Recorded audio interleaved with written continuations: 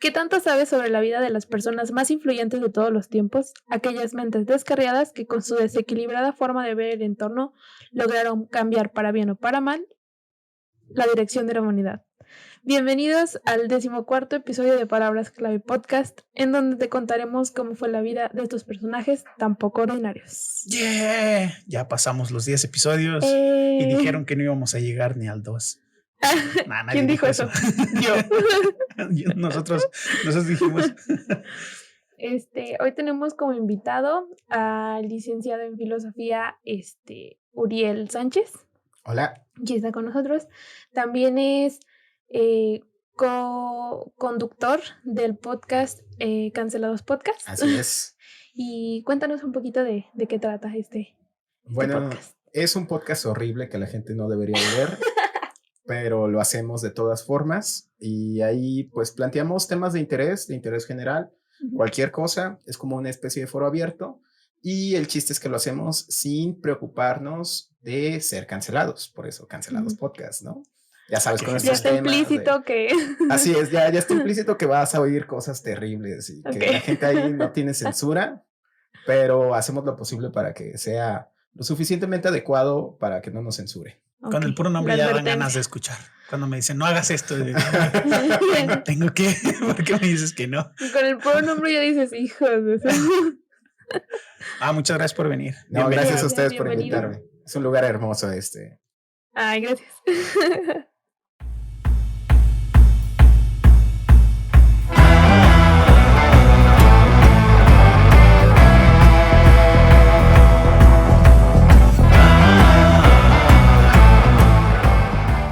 A diferencia de otros personajes de quienes encontrábamos autobiografías, críticas de autobiografías o simples biografías, en el caso de Patia tenemos escasa información sobre sus obras y muy poco sobre su vida.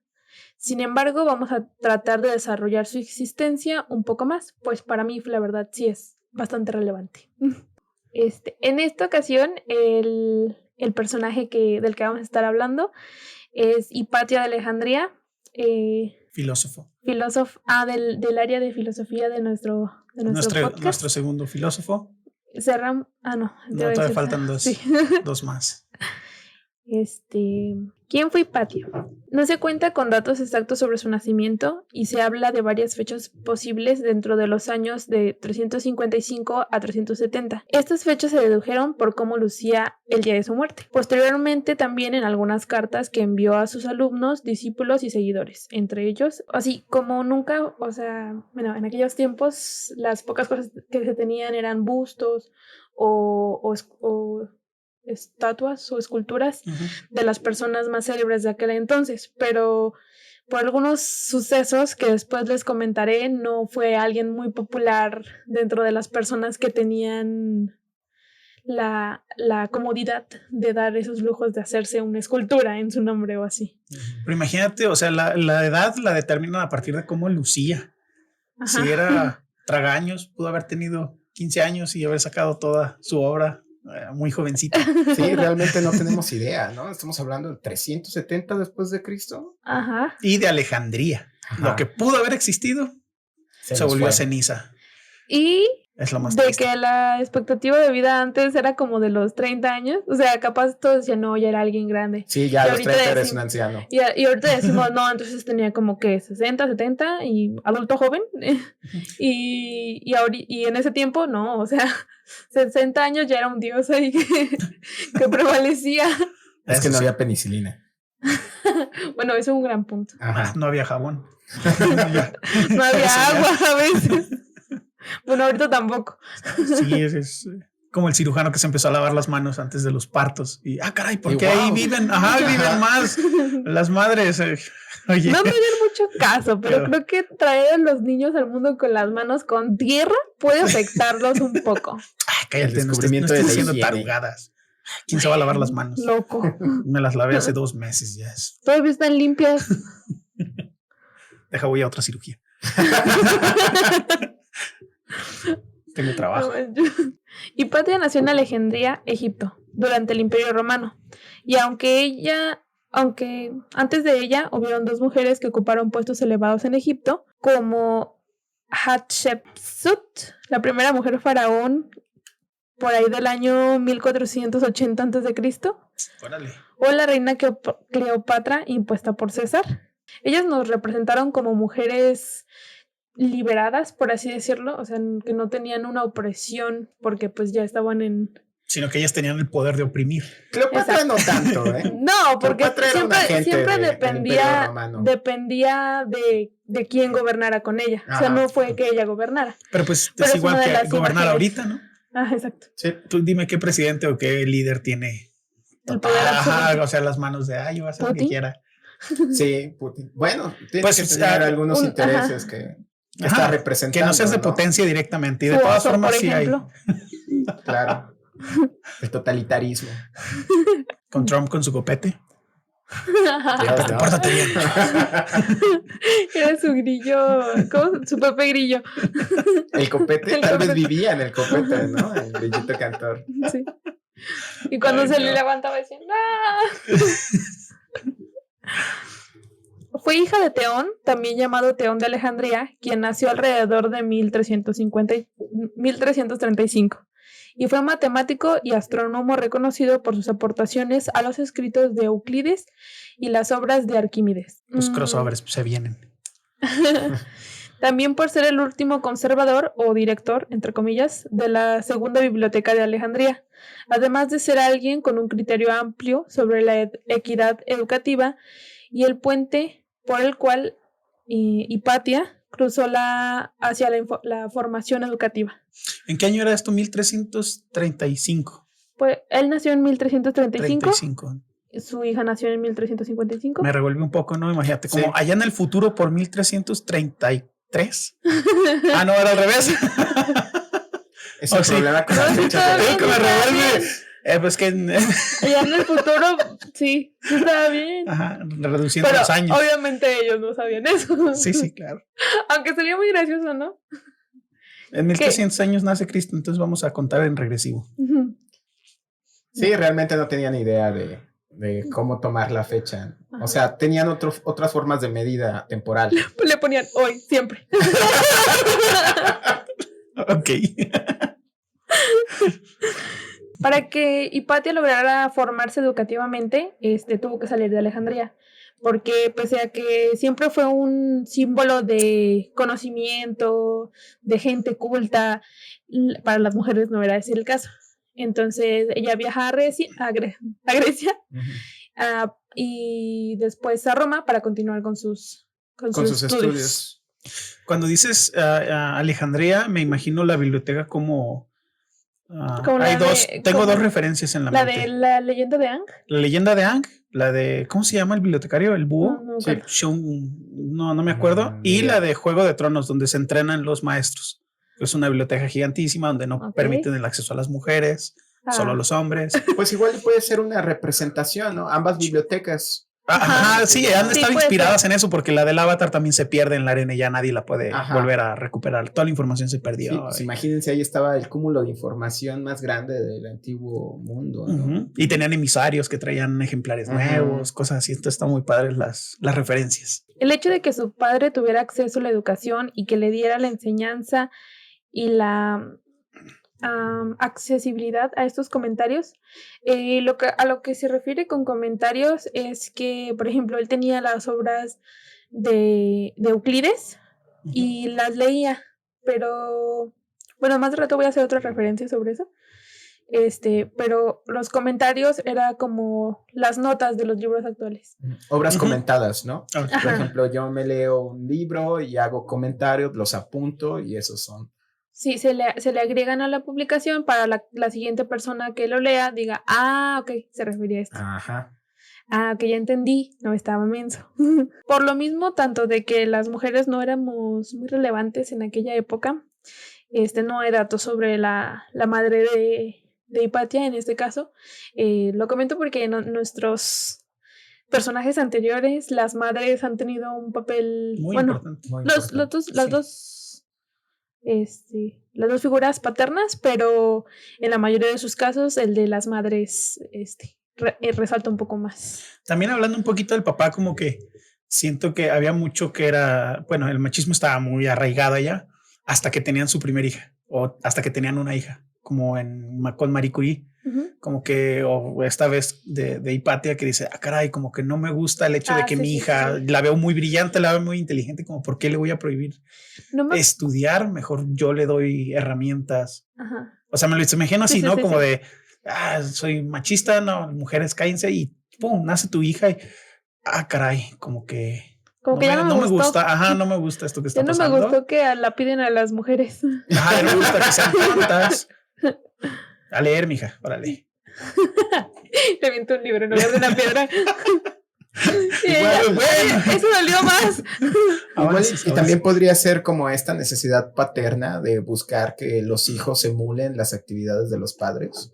También. Ajá, así como de, yo soy el encargado de la biblioteca, ¿qué voy a hacer cuando me muera? ¿No? ¿A quién le voy a dejar el changarro?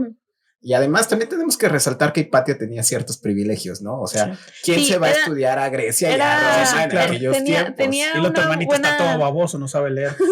Tú eres la encargada. Tenía una posición económica buena, tengo que resaltar. Privilegios, claro. Y porque en aquel tiempo los viajes eran muy caros y no era de, sí, voy a tomar un avión. Sí, si en los 1500 los viajes eran caros, o sea, ahora 1000 años antes. Sí, no, y lo son meses para ir a la esquina. Sí, son meses en carreta o a pie o en camello. Chavos, ya van a estar a la biblioteca aquí en Alejandría. Está súper. Te vuelves amigo del camello, ¿no? Sí. Si pasas una semana arriba de él. Imagínate los viajes de generación. Sí, no, terrible. No había viajes de generación. Nos vamos caminando de aquí a Italia. Y lo hacían, ¿no? Eran los peregrinajes de aquella época.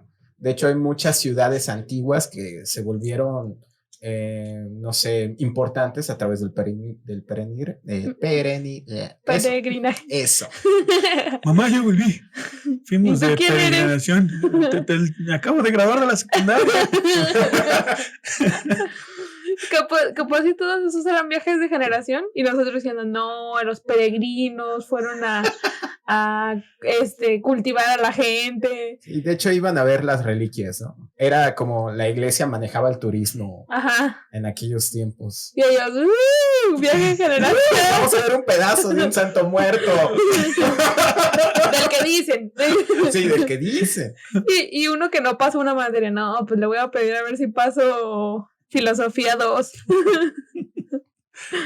Retomando la pregunta que hice hace un momento de quién fue Hipatia, fue una filósofa pagana, joven y hermosa, que en el año 414 fue despedazada por monjes. Spoiler alert. En Alejandría.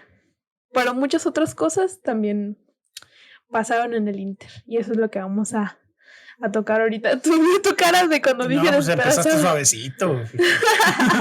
Monjes despedazando gente, joven y hermosa. Eran cristianos exaltados. Era el evento de la semana. Era la misa, despedazar a alguien y el desayuno. Qué tiempos aquí. Y lo quemamos a unas 4 brujas y le seguimos. Exacto. Es que me imaginé a varias personas haciendo cita, así como de, oye, ¿y no quieres ir a la despedazada de hoy? Sí, de hecho lo hacían, ¿no? O sea, cuando había ejecuciones públicas. Sí, de eso sí. Eran unas increíbles citas. O sea, tú te querías conquistar a tu pareja, la llevabas a ver cómo decapitaban a alguien. O sea, tirar el pañuelo con sangre de una persona que estaba siendo decapitada. O sea que, fíjate, eso lo hacían allá. Esto es en África. Pues toda Europa, un poco Europa. Y aquí también. O sea que tenemos algún antepasado. No, tenemos tal vez algún tatarabuelo que conoció a su esposa, a nuestra tatarabuela, en una decapitación. Ajá. Fuck. Sí, era un gran método. Acá era empalamiento. O quema también. Sí. Imagínate, no, pues yo llevé a tu abuelita al empalamiento de... Justo eso me estaba imaginando. Podías llevar un leño, ¿no?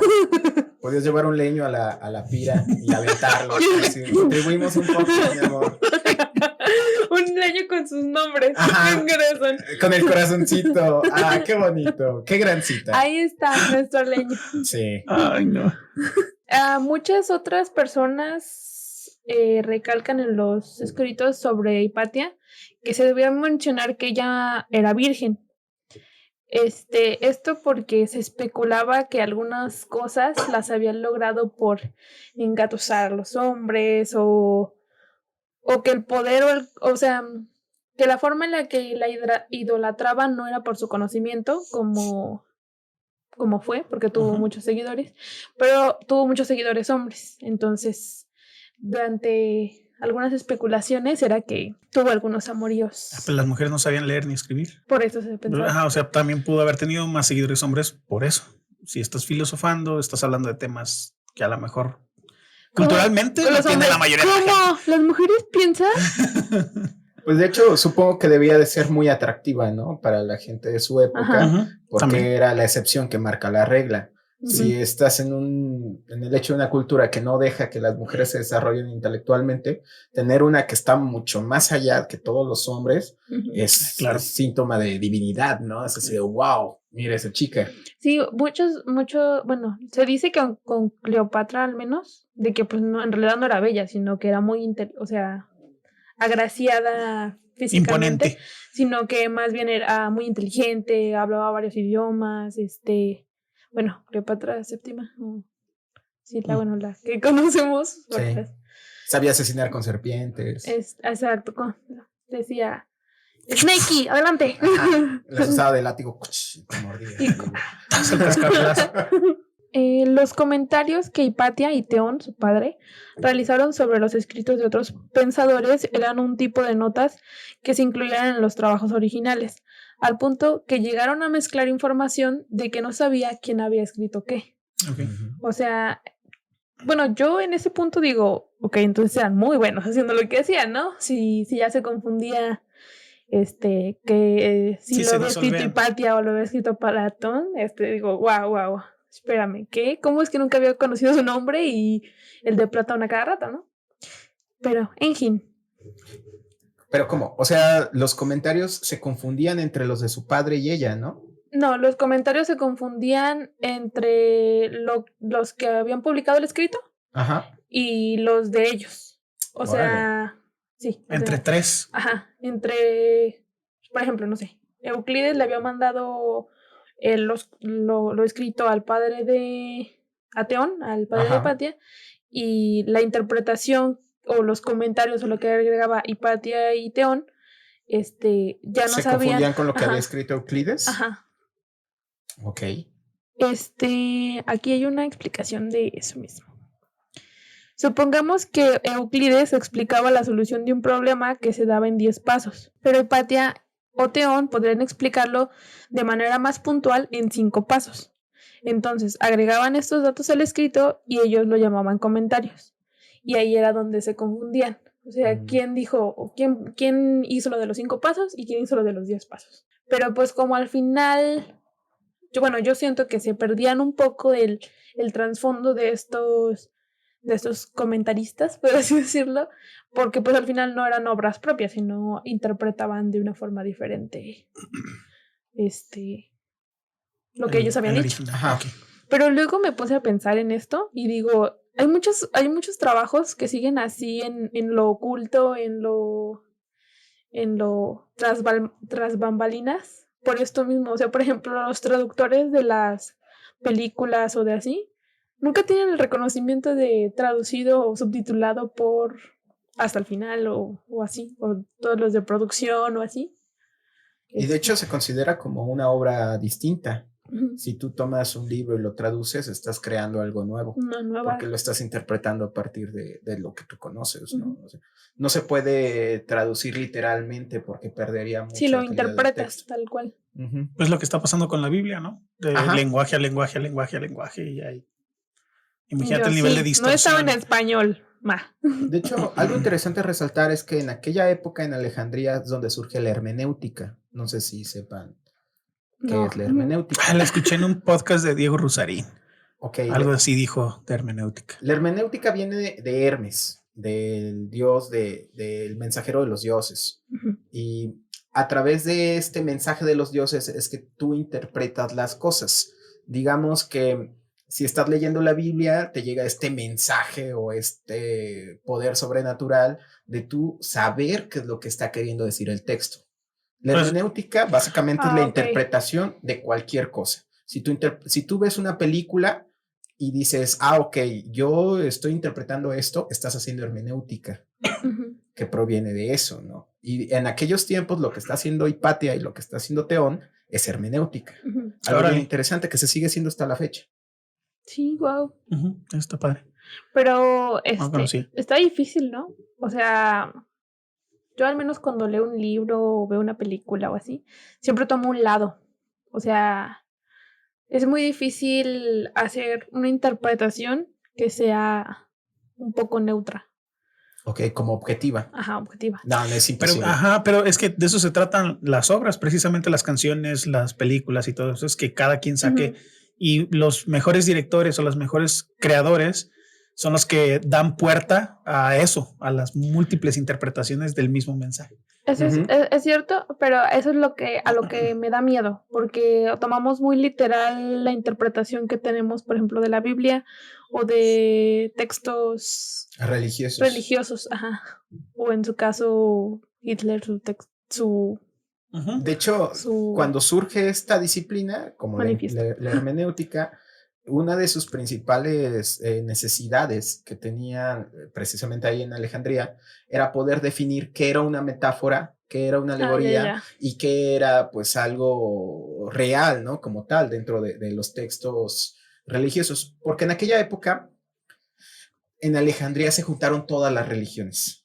Se juntaron los judíos, los hebreos, se juntaron los cristianos, que era como una religión relativamente nueva, se juntaron todos los textos paganos griegos, los textos paganos romanos, los textos paganos egipcios, todos en una sola ciudad estudiando sus propias religiones y las religiones de los otros. De ahí nace el neoplatonismo. De hecho, ahí en algún punto llegan a estar también todavía las personas que tomaban como dioses a los griegos, ¿no? Así es, sí, pues por eso Hipatia era pagana, que era una persona que adoraba a los viejos dioses. O sea, ella le rezaba a Mercurio, le rezaba a Set, a Isis. Sí. Así es. Órale. Sí. Bueno, no pensé que fueran como que en algún punto a convivir, que es lógico que sí, pero no lo había todo estaba muy cerca, ¿no? O sea, chance y combinaban dioses. Es que es el centro. Alejandría, geográficamente hablando, se encontraba donde colinda África del Norte, donde bajando Europa, la Hélade griega, o sea, ahí convergen todas las culturas. Y la ciudad me parece que se fundó por Alejandro Magno. Después de conquistar Egipto, dice, yo quiero fundar una ciudad y le pongo mi nombre. Y ahí está Alejandría, ¿no? Y entonces... Pensé que había sido al revés, o sea, como que Alejandro Magno era de Alejandría o algo así. Pues... Estoy mal en la historia, perdón. Era de una... No era griego como tal, sino era como de una provincia griega. Niceas o algo por el estilo. Pero el chiste es que tenemos una ciudad donde convergen todas las culturas y empiezan a haber como un intercambio de conocimiento. Digamos, de ahí nace la cábala judía, el gnosticismo viene de Alejandría. O sea, al juntar todas estas teorías filosóficas en un solo lugar, empiezan a crecer al mismo tiempo y se desarrollan de una manera fabulosa. O sea, por eso era, wow, la biblioteca de Alejandría. Ahí estaba todo y todos convivían en paz. Hasta que eso es lo precioso. Sí. Bueno, las mujeres no. Perdón. Oficialmente y por una desventura de la que hablaremos en un breve momento o en el siguiente episodio, no sé. No se cuenta con un documento original de aquella época sobre las interpretaciones que hizo Hipatia, pero solo de Hipatia. No obstante, algunos autores sí distinguen o logran abstraer comentarios que hizo antiguos al nacimiento de Hipatia de Teón, del padre de Hipatia. En este caso me estoy imaginando como los héroes de la historia, el chavillo ese, me voy a robar este libro, se ve medio bueno, el otro, no te lo robes, no, sí.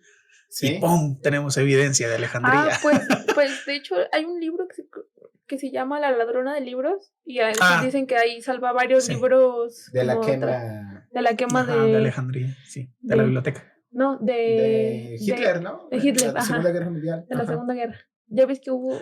Sí, cierto, ya me acordé. Sí. De tanto autores, Me acuerdo de la portada del libro. Judíos como... Ay, ¿de qué? Ay, es que soy mala. Quemaron de todo, creo. Sí, pues hay una historia completa en Cosmos, creo, de las semillas. Los científicos se murieron literalmente en el laboratorio tratando de evitar que fueran a quemar la colección de semillas más grande del planeta. Que ahorita ya está en uno de los polos. En el polo norte, ¿no? El polo norte está enterrada, pero antes la tenían ellos. Y la quemaron. No, ahí se quedaron. Es que te digo, literalmente se murieron de hambre, teniendo ahí las semillas, ni una semilla tocaron. Ay, qué amor, qué amor al arte. Ay, voy a morir por los pistaches que tengo aquí al lado. Sí. No te los comas. Pero eres alérgico al pistache, por eso. Lo más loco es que se dice que de tu comida, alguna de esas papas, alguna de esas cosas que te has comido es proveniente viene de esas semillas. ¿Por qué? Es que no me sé bien la historia completa, pero... O sea, no las quemaron, pero luego las sembraron. No, es que, o sea, sí, y sacaron cultivos de ahí. Lo que pasa es que han sufrido un montón de cambios de las evolución cada 2 meses. Sí, entonces no siempre los cambios terminan. Y ya se me echó a perder la selga. Sí. Hay que cambiar esas semillas. Oye, pero los científicos se murieron por esas semillas. Sí. Tú cámbialas. No pasa nada. Cámbialas. Ya.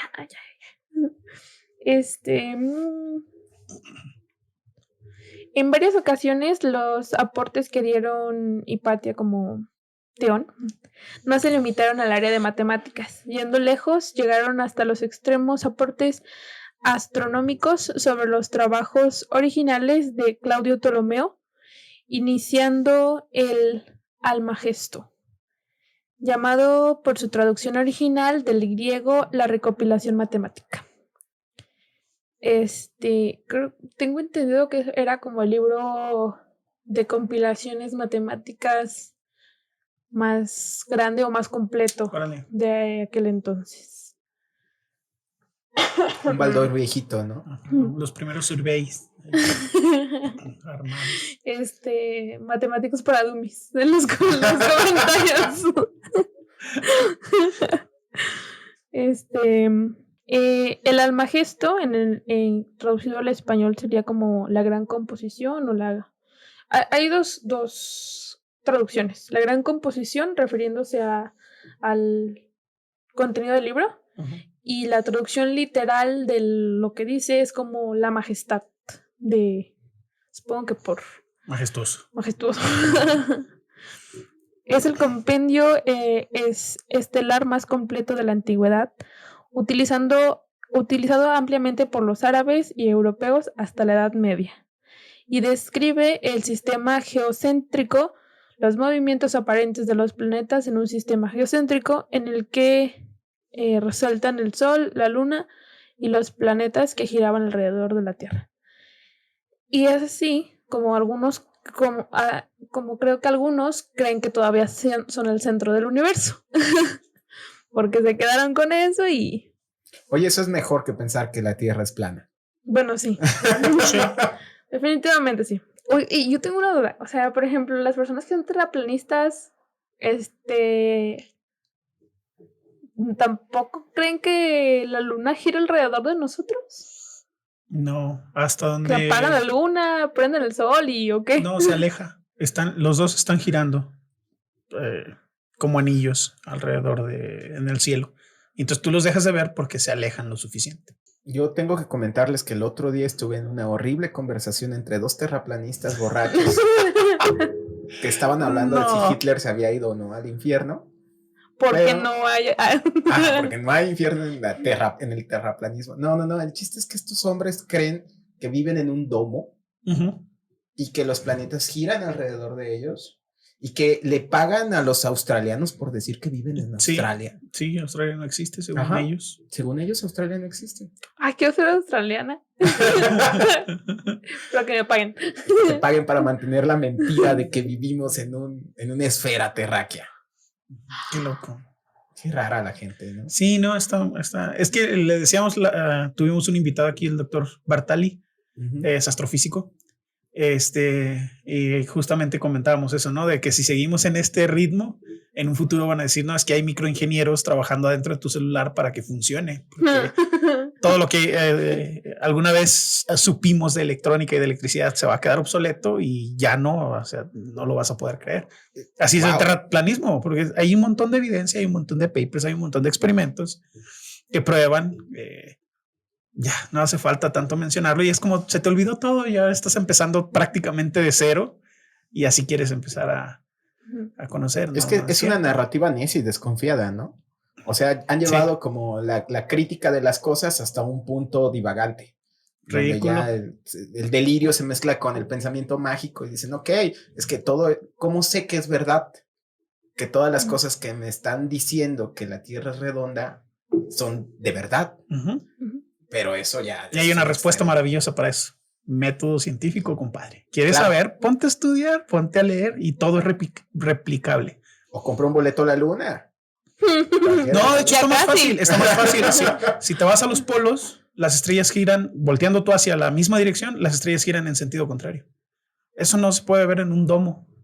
Sí. Si estás en el norte, vas hacia un lado. Si estás en el sur, las verías girar hacia el otro lado.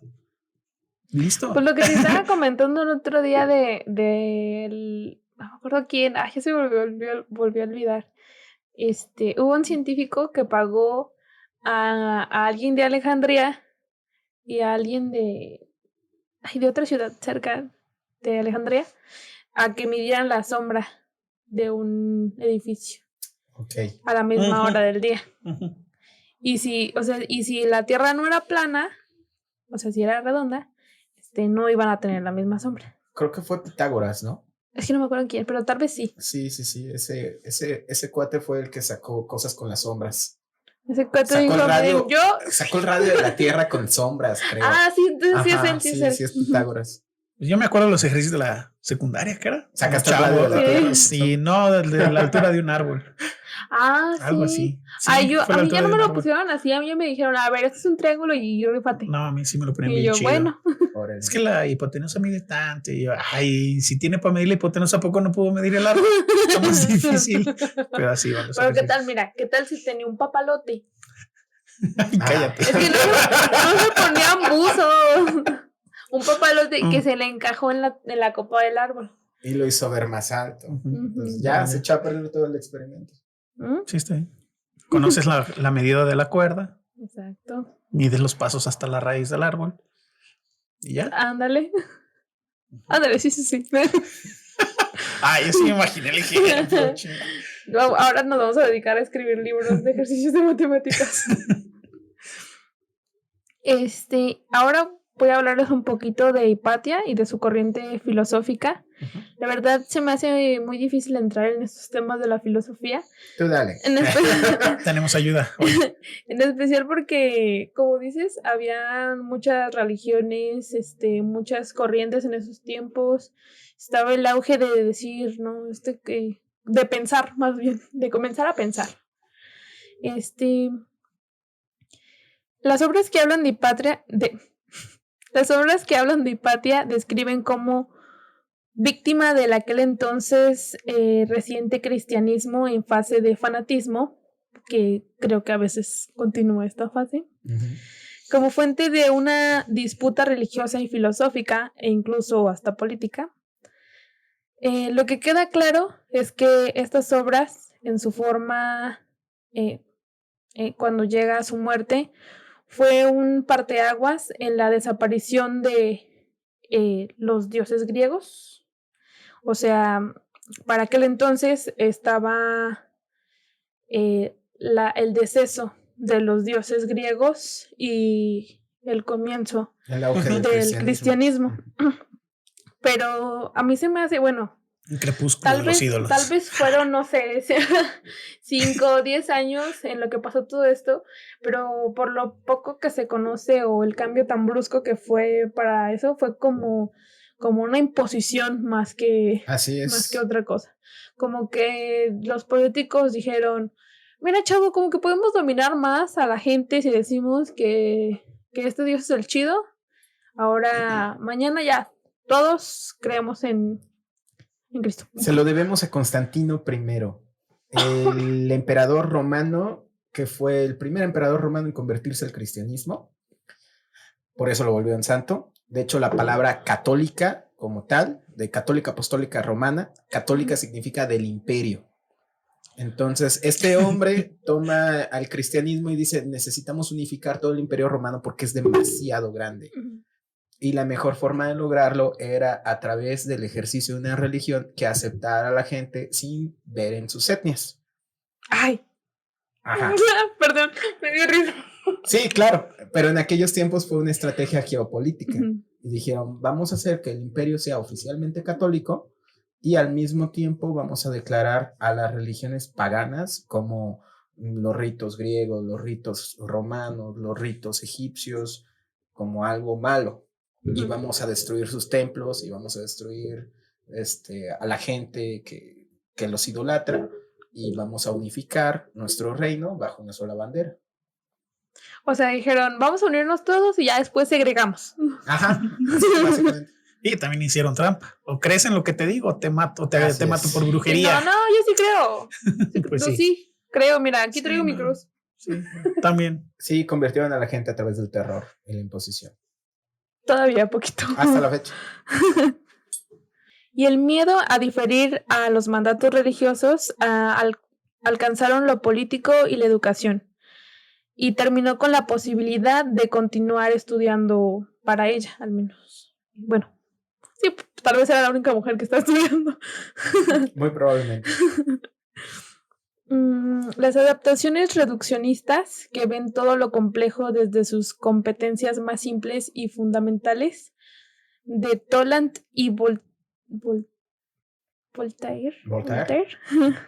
Sobre Hipatia, marcan el origen de una leyenda que mezcla la verdad y falsedad. Esta mujer, mártir del fanatismo religioso, superstición y la ignorancia sobre todo, no solo cree en el poder redentor de la razón, también busca a Dios a través de la rebelión religiosa. Una cita que es como más detallada de cómo era Hipatia realmente. Hipatia es por encima de todo testaruda, posee una gran delicadeza moral y defiende el ascetismo tanto como los cristianos dogmáticos que Voltaire y otros presentes como implacables enemigos de la verdad y el progreso. O sea,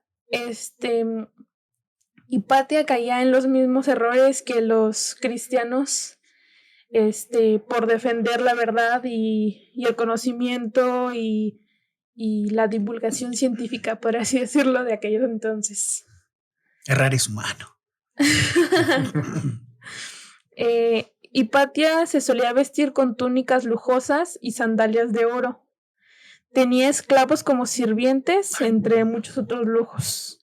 No fue una persona que carecía económicamente y nunca buscó un estilo de vida así. O sea, no fue, por ejemplo, como un poco como Nietzsche, que dijo como de, pues mire, mientras viva austerito, pero vivo. Compraba su café en Starbucks. No, era white chican. Sí. Sí era. No, pues sí, viajar. O sea, ¿cómo que no viajaste a Roma? Sandalias de oro, no más. Ni los güeyes esos de TikTok que andan ahorita. Claro. No, pues pertenecía a una familia de estatus, ¿no? Mamón.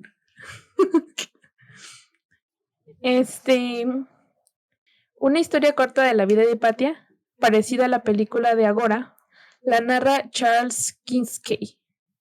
Originalmente su obra era considerada un estudio histórico, aunque posteriormente se catalogó como una novela romántica y anticatólica. Lo que nos platica Charles es que Hipatia impartía clases sobre su filosofía platónica y neoplatónica, tanto en su casa como en el museo. No sé si hay una confusión con esto o en la historia o qué, pero unos dicen que solo ella trabajó en un museo. O sea, lo citan como comentario. Esto va a ser cortado. Que trabajó en un museo y no en la biblioteca.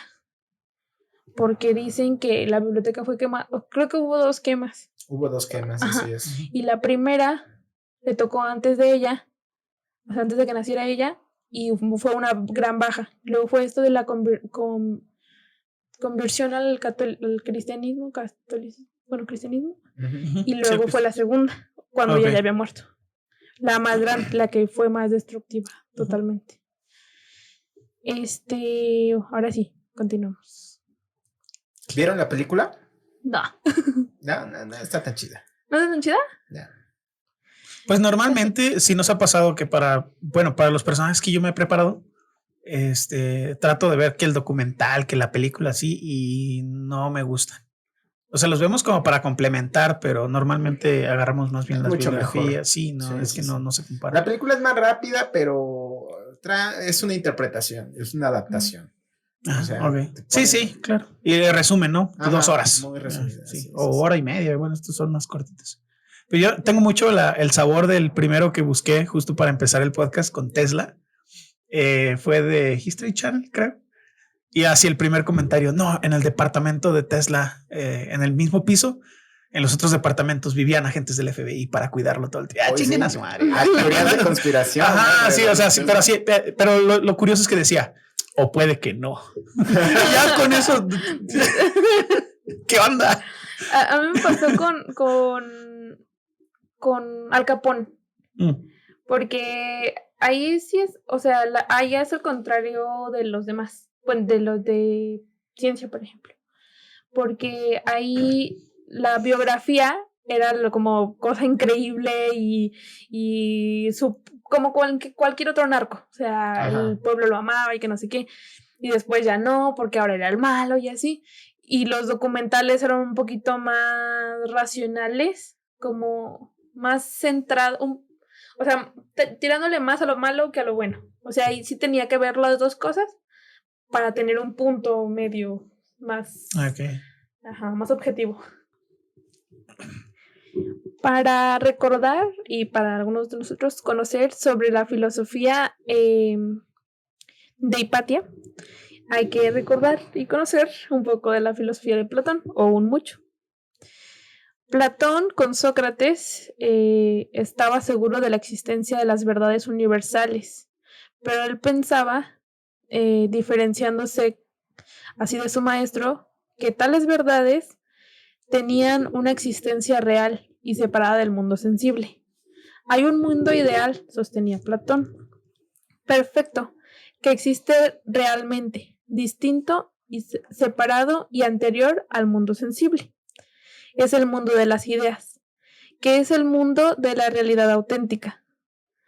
El mundo sensible no es más que una copia del mundo ideal, una apariencia.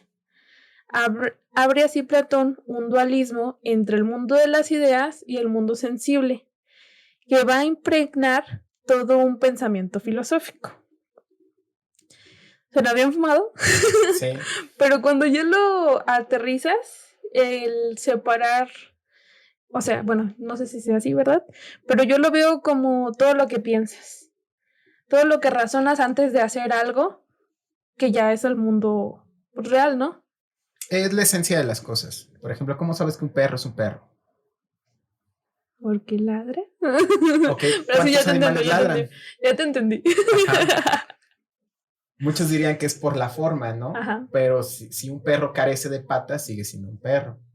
Sí, es el valor que le atribuimos a las cosas. Ajá, lo que está detrás del perro, la idea que el concepto del perro, básicamente es lo que decía Platón, hay un universo de conceptos detrás de las cosas que vemos. Las cosas parten del concepto y nosotros solamente estamos viendo el reflejo material de eso. Ok, ya entendí. Yo lo había pensado como un checklist. Pues sí, cumple ciertas características yo lo determino que es un perro, pero es lo que hacemos normalmente, ¿no? Cuando ves una criatura, pruebas un sabor, por ejemplo, de otro animal. Pues es que sabe a pollo, pues porque cumple ciertas características del sabor, yo lo relaciono con un pinche pollo, aunque estoy probando reptil, no otra cosa completamente diferente. Por ejemplo, está el ejercicio de la mesa. El ejercicio de la mesa nos rompe la cabeza a los filósofos desde hace 2000 años antes de Cristo. ¿Cómo definir que una mesa es una mesa? Me va a romper la cabeza. No, yo estoy bien así con mi cabeza, me lo roto nada más. Pero piénsenlo, ¿qué es una mesa? ¿No? De acuerdo. Me acabo de imaginar 100 formas diferentes de mesas. Entonces no sé cómo. No es la forma, entonces. No puede tener 4 patas, o puede tener 3, o 2, o una. Es la función. ¿Qué función tiene una mesa? O ninguna, porque un cajón también puede ser una mesa. O sea, muchas cosas pueden cumplir. Describe una mesa lo más básico posible.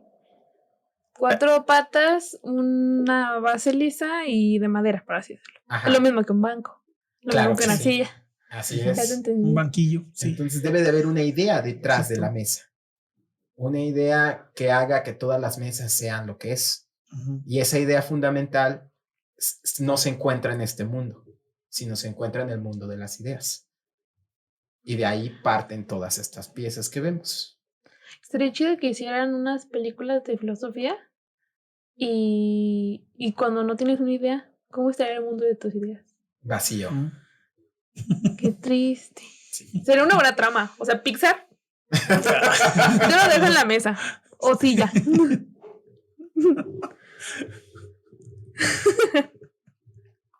O silla.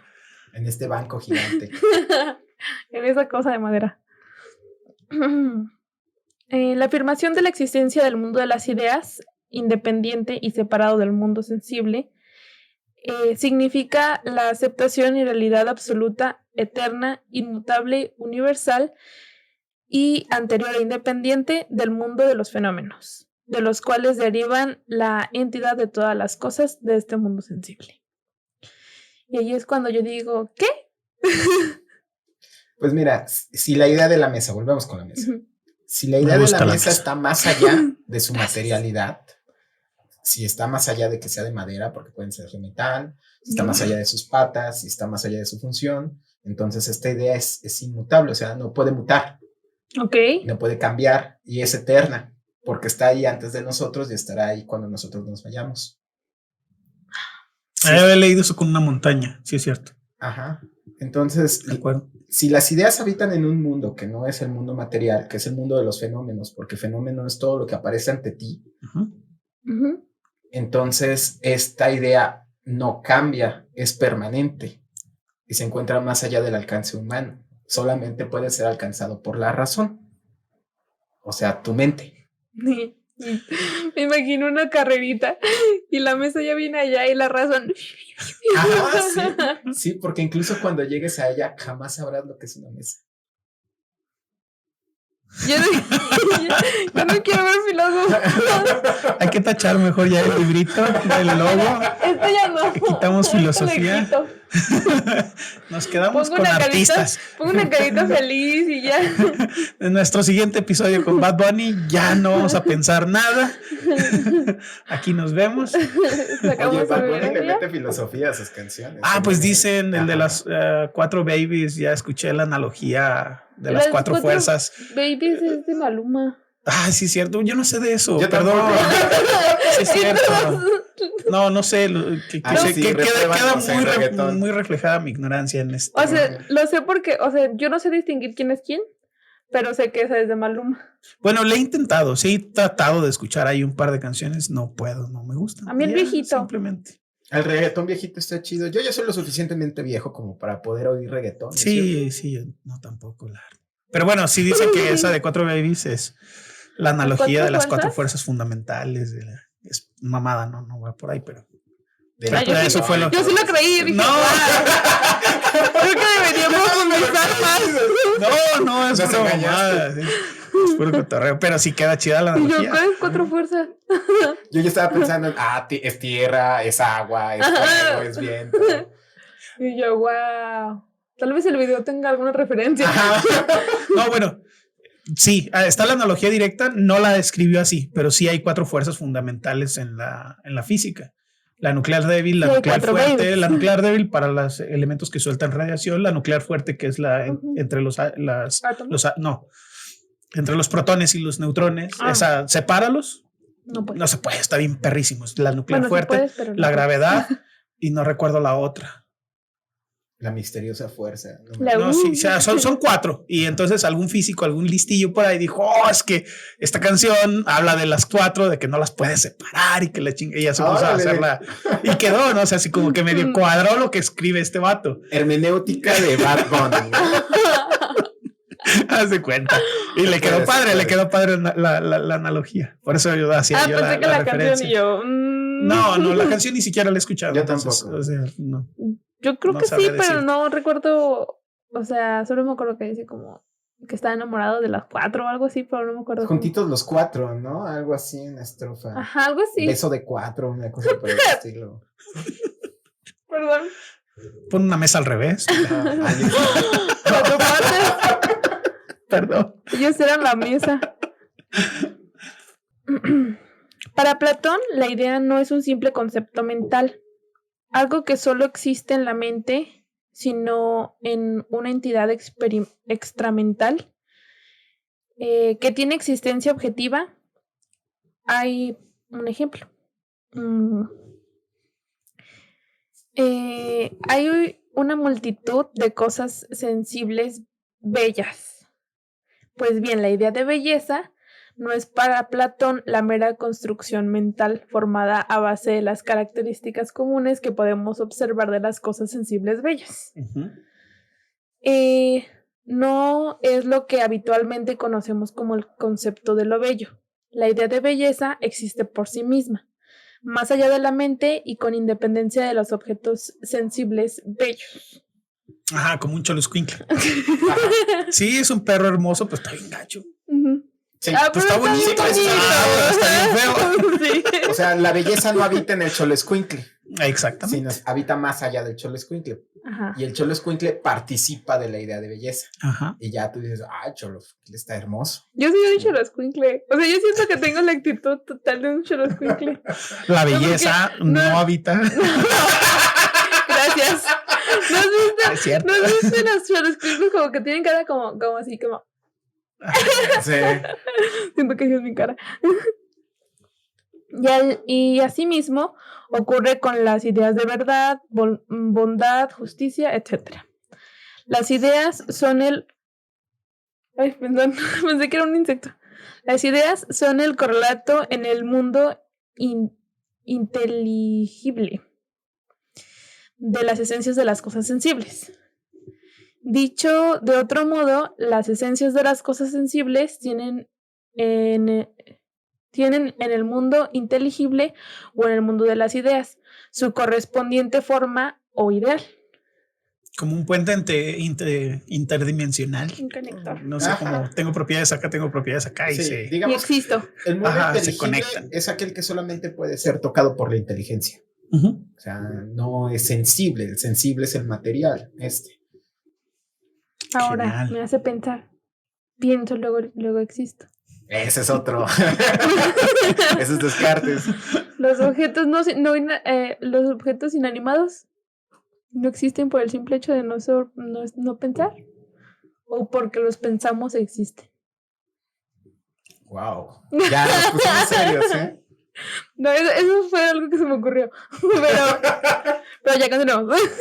Lo dejamos para el siguiente. Es el del Roberto Martínez en el podcast.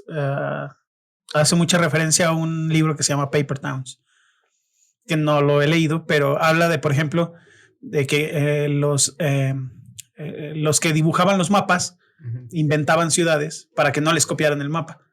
Entonces ponían una ciudad que no existía. Entonces, si veas el mapa que estaba esa ciudad, me lo copiaste porque yo inventé esa ciudad. Claro. Y que muchas de esas ciudades terminaron existiendo gracias al mapa.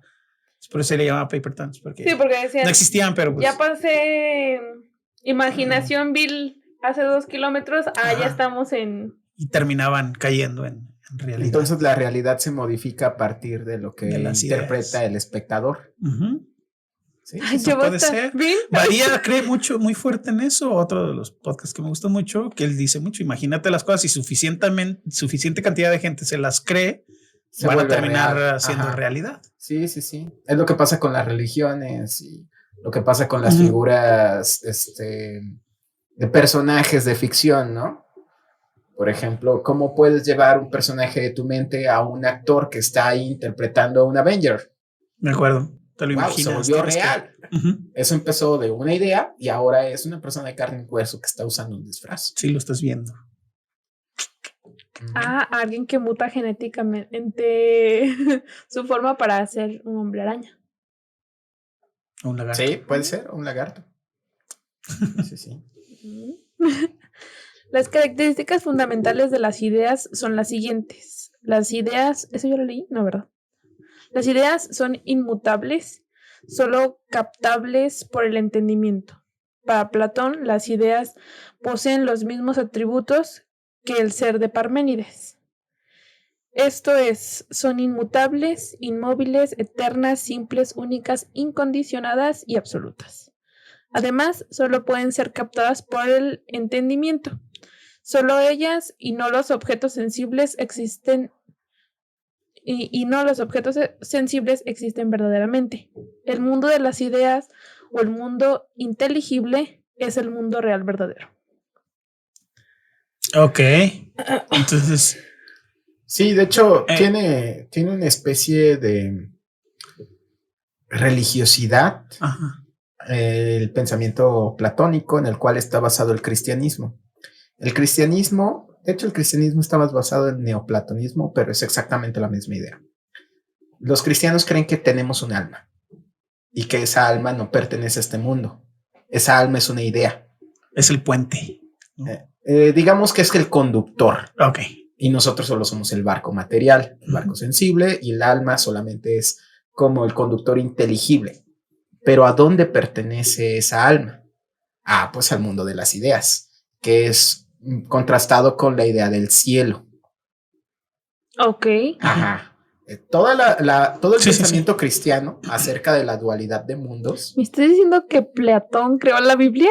No la Biblia, sino lo que hay detrás de la esencia de la religiosidad cristiana. Okay. Porque la Biblia es hebrea y de hecho es mucho más antigua. Creo que andan como por la época. La Biblia es una copia, no barata, pero es una copia de los textos caldeos de Mesopotamia, Gilgamesh, mitologías asirias. Entonces de ahí toman la mitología hebrea, pero la religiosidad cristiana proviene del neoplatonismo. Gilgamesh es el nombre de uno de los Eternals, ¿no? Sí, también. Sí, le pusieron el nombre. Sí. Muchas referencias ahí, ¿eh? Muchas referencias. Sí, así es. Y dije, ¿qué?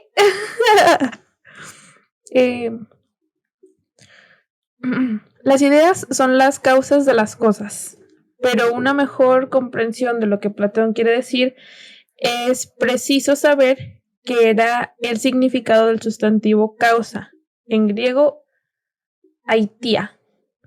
A menudo designaba al hombre culpable de un delito y en general cualquier cosa que fuera responsable de cualquier sentido, la existencia de una cosa o la relación de una acción, así como, esperen, es que esto está muy confuso, espérenme. Es de la causalidad. Ajá. La idea es la causa de todas las cosas. Entonces, no es que estemos aquí sentados al lado de una mesa. La mesa no causó que nosotros estuviéramos aquí, sino la idea de mesa arrojó que nosotros nos sentáramos alrededor de ella. O sea, las ideas son las causas. Así como está esta idea, no una idea, sino la tercera ley de la física, la de Newton. Causa y efecto. Que a todo efecto le corresponde una reacción en sentido contrario. Bueno, para que ocurra un efecto debe de haber una causa. Algo que la provoque, ¿no? Entonces, para Platón, ese algo que lo provoque son las ideas. Ok, ya entendí. O sea, me estás diciendo que ¿Cómo? Ahorita la religión en algún momento fue un coach Sí. Están haciendo lo mismo. Tomaron la idea muy buena de alguien que escribió algún libro, alguna obra muy, muy buena y la usaron para crear su propio culto. Sí, así es. O sea, como sí, como que están haciendo ahorita un chorro de cosas. No es nuevo. ¿Pero por qué? No conocíamos la historia. Condenados a repetirla. Eso así es lo malo. La gente que no leemos, no estamos acostumbrados a leer bien Platón o a estos filósofos buenos de antaño que hace 2000 años antes de Cristo. Exactamente. 4000 años. Exactamente. Por eso luego yo llegué a tener algunos problemas mentales. Estaba muy deprimido y cosas así. Entonces, cuando leí Nietzsche, decía, caray, como que tiene muchas respuestas de lo que yo estaba buscando. Y pues estamos hablando de 250 años. ¿Cuánto? 270. No sé, pasó un montón de tiempo. Nadie de la actualidad tenía la respuesta, sino la tenía alguien detrás. Y si le buscas, y Nietzsche es lo que decía Newton. Dicen que cualquier problema que se le presente a la humanidad en el futuro y actual se puede resolver por algo que le pasó a la humanidad en el pasado. Sí, la historia tiene cíclica. Todo el sentido. La filosofía es caldito de pollo para el alma. Chido. No estoy solo, gracias a Dios. Estoy batallando un chorro para tragármelo a lo que sea que hayan formado. Sí, de ahí viene la famosa cita esta que yo se la conozco a Newton, pero no estoy seguro que sea de él, parado a hombros de gigantes. Parados en hombros de gigantes. La idea que yo te estoy compartiendo ahorita son reciclaje de muchos más grandes de antes. Pero no entiendo la analogía. Por eso. Sí, tú alcanzas a ver muy lejos. Ok, ya. Tú lograste algo llegaste a subir muy, muy arriba, pero es porque estás parado en los hombros de alguien que ya hizo algo más grande. Está genial esa. En la ciencia, eso está. Bueno, yo conozco más ese área, está genial esa cita. Porque prácticamente cualquier paper que revises hoy en día es parado a hombres de gigantes. Es lo que decía Aristóteles hace 4000 años, no hay nada nuevo bajo el sol. O sea, estábamos hablando de un hombre que vivió hace 4000 años y ya lo vi todo. De acuerdo. Sí. Bueno, sí. Pero los coaches luego te lo presentan como una idea novedosa. Yo lo logré, yo 5 pasos para que chingues a tu. Puro plagio. Es puro plagio barato. Sí. Qué bueno que no asistí a la conferencia que me invitaron. A la que pagué 15,000 pesos, 20,000. Sí, están muy caras, ¿no? Esas cosas. Dicen, yo no sé. ¿No has visto ni los precios? O sea, yo solo he escuchado así como de pagué no sé cuántos 1,000 pesos. 15,000, alguna vez escuché 15,000 pesos por una conferencia, algo así. Yo escuché uno de 30 y tantos en la playa y que no sé qué, y que te conectas con tu alma y. Ay, sí, de uno que luego acusaron de violación, ¿no? Sí, de Ponce, ¿o cómo se llama? Ajá, Ponce, sí. Algo que así. creo que ya se retiró, ¿no? Bueno, dicen. No escuché. No, ese fue Carlos Muñoz. Sí, no, pues es la misma. Todos son todos son la misma cosa. Bueno, tras Platón llega Aristóteles, que analiza el concepto bajo 4 aspectos que se distinguen en 4 causas. Las materiales, aquello que es algo que se origina. Las causales formales, la forma o el modelo de algo. La causa eficiente, el agente de la acción. Y la causa final, el fin que se tiene a la vista. Ay, qué difícil es esto. Pero es igual que lo de la mesa. O sea, la mesa es el ejemplo básico. No entiendo todavía la mesa. ¿Cómo que fácil? ¿Por qué harías una mesa? Digamos que la mesa tiene causas, ¿no? Ajá. Entonces, la causa material es el material del que está hecho la mesa, de que está hecho en madera, pero puede ser de metal. Ok. Está la causa formal. ¿Cómo es la forma de una mesa? Rectangular. Cuadrada, rectangular o redonda. Ajá. Se delimita. No, pero también puede tener otras formas. No, ya la regué.